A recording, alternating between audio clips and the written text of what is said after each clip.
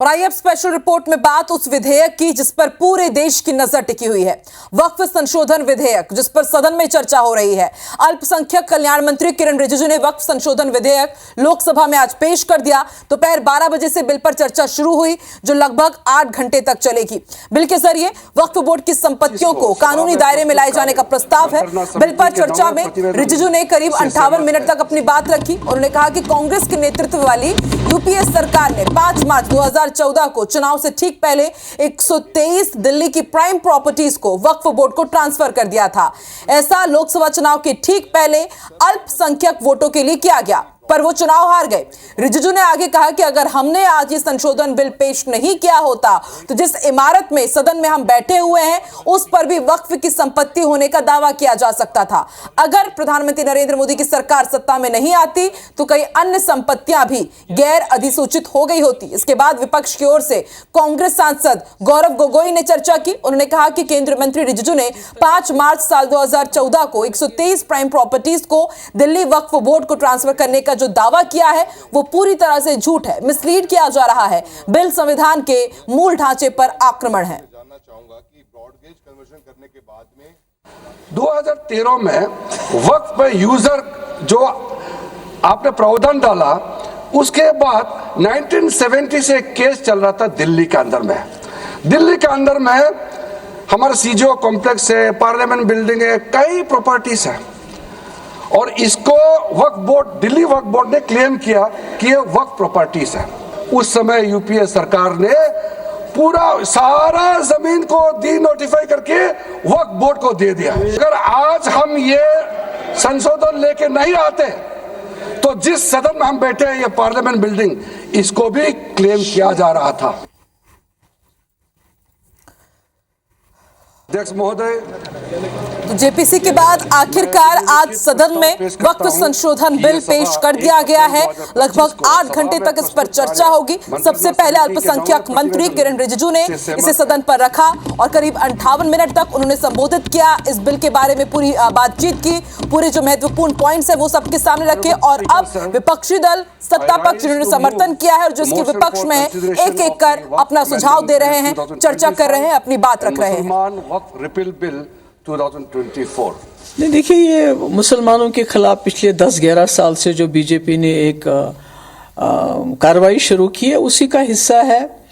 पहले तो लिंच करते थे, मस्जिदों को तोड़ते हैं, कहीं इनकी दुकानें बंद करवा देते हैं। तो अब ये वक्फ बोर्ड की जो बिल लाके जो हमारी प्रॉपर्टीज़ हैं तो उस पर कब्जा करना चाहते हैं। हमें अफसोस है, ये ज़मीन सरकार की तो है नहीं, ये ज़मीन तो अपने बुज़ुर्गों ने अल्लाह के नाम पर वक्फ किया हुआ है, मस्जिद के लिए, दरगाहों के लिए, यतीम खानों के लिए। और ये ज़मीन बहुत अच्छी खासी तकरीबन 9 लाख एकड़ ज़मीन है। और जो सरकार बैठी हुई है ना, वो सरकार मुसलमानों के हित में तो कोई काम करेगी नहीं, कभी सोच भी नहीं सकते आप। तो सदन में लगातार चर्चा जारी है। तीखी नोकझोंक सत्ता और विपक्ष के बीच हो रही है। इधर मध्य प्रदेश की राजधानी भोपाल से ऐसी तस्वीर सामने आई जिसमें मुस्लिम समाज का एक तकबा इस बिल के समर्थन में नजर आ रहा है। संसद में वक्फ संशोधन बिल के पेश होने पर पीएम मोदी के समर्थन में जश्न मनाया जा रहा है। संशोधन बिल को लेकर मुस्लिम समुदाय ने खुशी जाहिर की है। बड़ी संख्या में पुरुष, बुजुर्ग, महिलाएं घर से बाहर निकले। रहमत मस्जिद के सामने आतिशबाजी की गई, ढोल नगाड़ों के साथ ये झूमते नजर आए। वहीं इंदौर में वक्फ संशोधन बिल को लेकर राजवाड़ा पर बीजेपी कार्यकर्ताओं ने प्रधानमंत्री नरेंद्र मोदी और केंद्रीय गृह मंत्री का धन्यवाद किया। इस दौरान बड़ी संख्या में कार्यकर्ताओं ने संशोधन को लेकर नारे लगाए। मौके का जायजा लिया IBC 24 संवाददाता अंशुल मुकाती ने।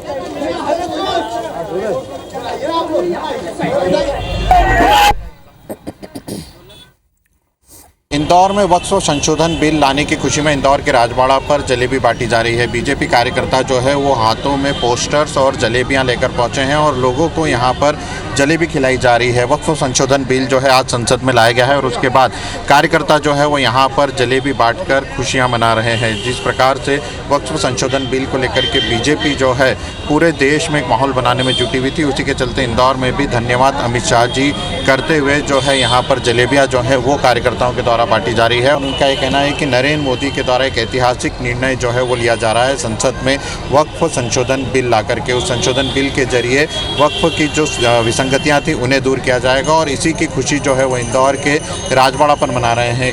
खास ये जलेबी जो है इसके पीछे एक संदेश देने की भी कोशिश की गई है कि जो वक्फ संशोधन बिल था वह संशोधन बिल जो है आड़ा टेढ़ा था, उसे समझ में नहीं आता था और मोदी जी ने इसे पेश करके संसद में सीधा कर दिया है। क्या आप लोगों का कहना है और जलेबी क्यों बांटी जा रही है? जलेबी इसलिए बांट रहे कि जो वक्फ बोर्ड जलेबी की तरह घुमावदार था उस वक्फ बोर्ड को आज जलेबी माननीय मोदी जी ने सीधा कर दिया। मुस्लिम समाज का जो बोर्ड बना था उसको व्यवस्थित कर जो सही तरीके से मुस्लिम समाज को न्याय मिले।